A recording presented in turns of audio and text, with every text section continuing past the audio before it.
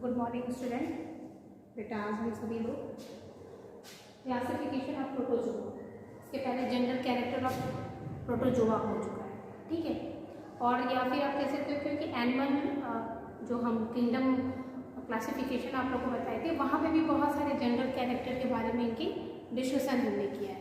और general character के अलावा भी जो प्रोटोजोआ हम का जनरल कैरेक्टर बता रहे थे, तो वहाँ पे भी बताया था। और वहाँ पे भी मैंने बताया था कि लोकोमोशन ऑर्गन के बेस पे या लोकोमोटरी ऑर्गन के बेस पे प्रोटोजोआ को डिवाइड किया गया। फाइलम प्रोटोजोआ को 4 क्लासेस में डिवाइड किया गया। इसमें 4 क्लासेस में divide on the basis of locomotory organelles, ठीक है। तो लोकोमेट्री ऑर्गेनल्स के बेस पे प्रोटोजोआ को 4 क्लासेस में डिवाइड किया। पहला क्या है आपका फ्लैजिलेटा, दूसरा है राइजोपोडिया, तीसरा सीलिएटा और चौथा है स्पोरोजोआ, ठीक है। अब इनके करके हम इसको डिस्कशन करते हैं और इसके जो मेंबर्स हैं उनका एग्जांपल भी हम करते हैं, ठीक है। पहला है फ्लैजिलेट्स। नाम से ही आपको पता चलता है कि फ्लैजिलेट्स यानी कि ऐसे ऑर्गेनिज्म है, ऐसे एनिमल जिनके भी लोकोमोटरी ऑर्गन क्या होता है, वो फ्लैजिला होता है, ठीक है। इनकी बॉडी जो होती है वो किससे कवर होती है? इनकी बॉडी जो कवरिंग होती है वो पैराइटल से होती है, ठीक है।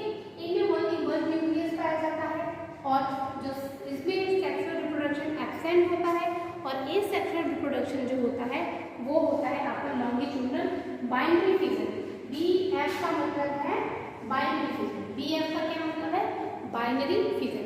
तो इनके अंदर केवल एसेक्सुअल रिप्रोडक्शन पाया जाता है जो कि लॉन्गिट्यूडनल होता है। जैसे कि इसमें एग्जांपल के तौर पे आप लिख लीजिए, मैंने यहाँ लिखा नहीं है, लिख लीजिएगा, यही लिख लीजिए यूग्लिना, ठीक है। इसलिए यूग्लिना क्योंकि यूग्लिना आपके कोर्स में भी है, ठीक है। तो जैसे ये यूग्लिना का है बॉडी, ठीक है, ये फ्लैजिला, ठीक है। तो ऐसे ऑर्गेनिज्म जिनमें उनकी फ्लैजिला प्रेजेंट होता है, ठीक है, उनको हम लोग फ्लैजिलेट्स में रखते हैं और यही इनका लोकोमोटरी ऑर्गन है। और जो बाइनरी फिजन मतलब ये यहाँ से इस तरीके से इनमें फिजन स्टार्ट होगा और एक से 2 ऑर्गेनिज्म में ये चेंज हो जाता है, ठीक है।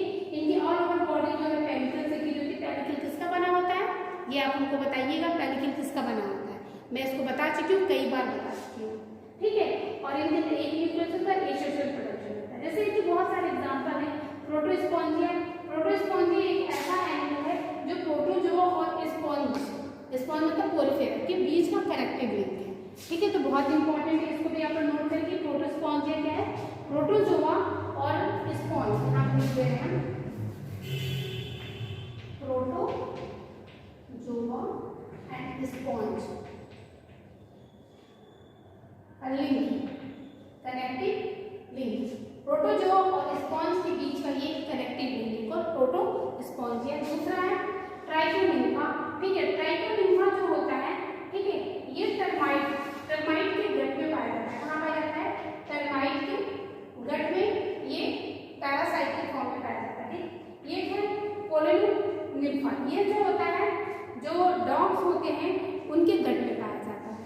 दूसरा है ट्रिपैनोसोमा, ये बहुत इंपॉर्टेंट है ट्रिपैनोसोमा, ठीक है। जैसे कि आपके कोर्स में है कि प्रोटोजोन से होने वाले डिजीज, जब प्रोटोजोन से होने वाले डिजीज के बारे में हम पढ़ाएंगे तो इन सब के बारे में पढ़ाएंगे कि ट्रिपैनोसोमा से एक बहुत इंपॉर्टेंट डिजीज होती है जिसको स्लीपिंग सिकनेस कहते हैं। क्या कहते हैं? स्लीपिंग सिकनेस, ठीक है। प्रोटोजोआ में जो ट्रिपैनोसोमा होता है, ट्रिपैनोसोमा से एक डिजीज होती है जिसको हम लोग कहते हैं स्लीपिंग सिकनेस। इसी तरह लिस्मानिया होती है, इससे भी एक डिजीज होती है जिसको काला आजार कहते हैं।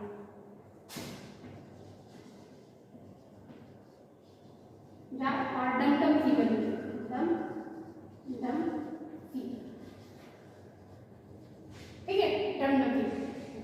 राइजोपोडिया ऐसे ऑर्गेनिज्म जिनके में सीरोपोडिया के द्वारा लोकोमोशन होता है। सीरोपोडिया का फाल्स फूट, ये फाल्स फूट होता है, ठीक है, जो कि इंपॉर्टेंट फीचर है अमीबा, ठीक है। इनकी भी बॉडी में इनके भी द्वारा एसेक्सुअल प्रोडक्शन होता है और डिफरेंट टाइप के सीरोपोडिया पाए जाते हैं, जैसे लोकोपोडिया, फिलोपोडिया, रेटिकुलोपोडिया और लास्ट में एक्सोपोडिया, ठीक है।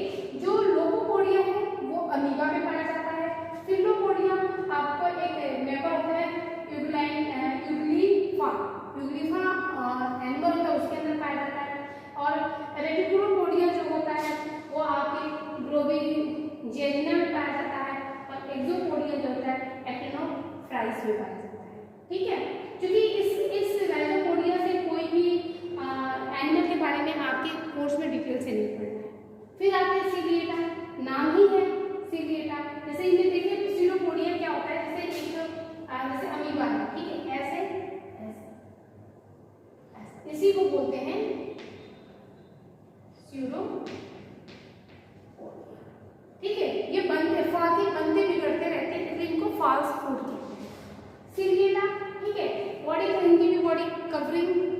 द्वारा घिरी रहती है।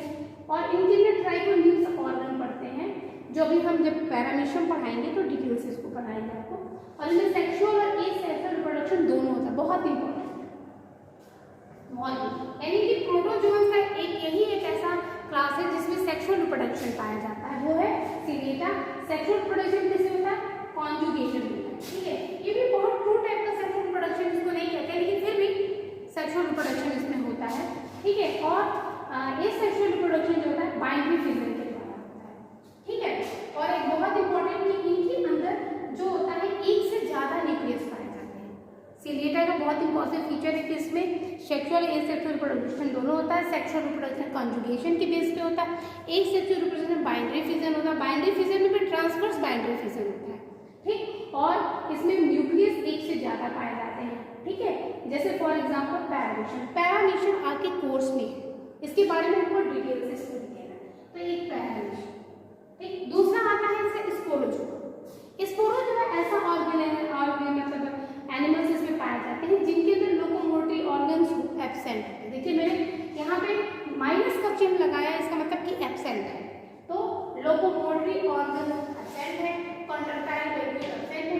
All members endoparasite, very important. इनके जितने भी मेंबर्स हैं सबके सब क्या है? पैरासाइट, वो इंडोपैरासाइट है, यानी कि बॉडी के अंदर पाए जाते हैं। इनके अंदर लोकोमोटरी ऑर्गन्स एब्सेंट होता है। कोई पैरासाइट है तो भैया चलने वलने की तो कोई जरूरत है ही नहीं। क्या जरूरत है? हमको आराम से भोजन, पका पकाया भोजन, डाइजेस्टेड फूड मिल रहा है, तो हम काहे को चले। दूसरा, हम जब सब कुछ हमको कॉन्ट्रैक्टाइल वेरिएबल की जरूरत क्यों पड़ती है? ऑस्मो रेगुलेशन के लिए। तो यहाँ ऑस्मो रेगुलेशन की भी कोई जरूरत नहीं, वो ऑलरेडी होस्ट के बॉडी में पड़ा हुआ है, तो उसका सारा काम हो रहा है, सारी एक्टिविटीज हो रही है, तो उसको कॉन्ट्रैक्टाइल वेरिएबल की भी जरूरत नहीं पड़ती है, ठीक है। और इसमें सारे के सारे जो इंडोपैरासाइट, इंडो मतलब अंदर, पैरासाइट मतलब पैरासाइट जो किसी दूसरे होस्ट से अपना भोजन लेते हैं, उनको हम भोजन चाहे शेल्टर का काम करते हैं, उनको हम लोग पैरासाइट कहते हैं, ठीक है। कि मतलब ऐसे एनिमल जो दूसरे एनिमल के ऊपर, अगर ऊपर रहते हैं तो एक्टोपैरासाइट कहते हैं, अगर बॉडी के अंदर रहते हैं इंडोपैरासाइट कहते हैं। इसका एग्जाम्पल है मोनोसिस्टिक। ये मोनोसिस्टिक जो होता है ना, अर्थवर्म के सेमिनल वेसिकल में पाया जाता है। किसमें पाया जाता है?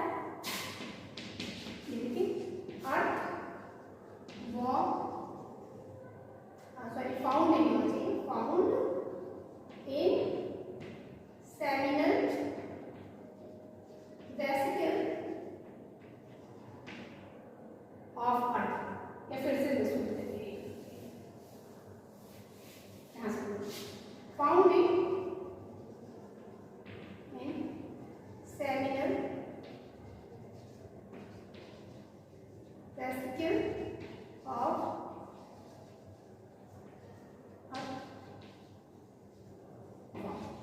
ठीक। तो ये रहा क्लासिफिकेशन ऑफ प्रोटोजोआ। हम जनरल क्लासिफिकेशन पढ़ चुके हैं, उसको पढ़ लीजिएगा। उसके बाद इसका जनरल कैरेक्टर पढ़िएगा। उसकी क्लासिफिकेशन के बाद भी बहुत सारे ऐसे कैरेक्टर हैं जिसमें मैंने बॉडी ट्यूब्स के बारे में, सिलोमिक कैविटी में, जर्म सेल्स के बारे, जर्म लेयर के बारे में, सिलोमिक कैविटी के बारे में, सिमेट्री के बारे में, और क्या बोलते हैं सेगमेंटेशन के बारे में, इसके बारे में मैंने वीडियोस बना रखा, उसको भी पढ़िए, अपने नोट्स मेंटेन करिए। और क्लासिफिकेशन ऑफ प्रोटोजोआ को भी पढ़िए, क्योंकि मैंने आप लोगों का एक अलग से प्लेलिस्ट बना रखा है 5th सेमेस्टर का।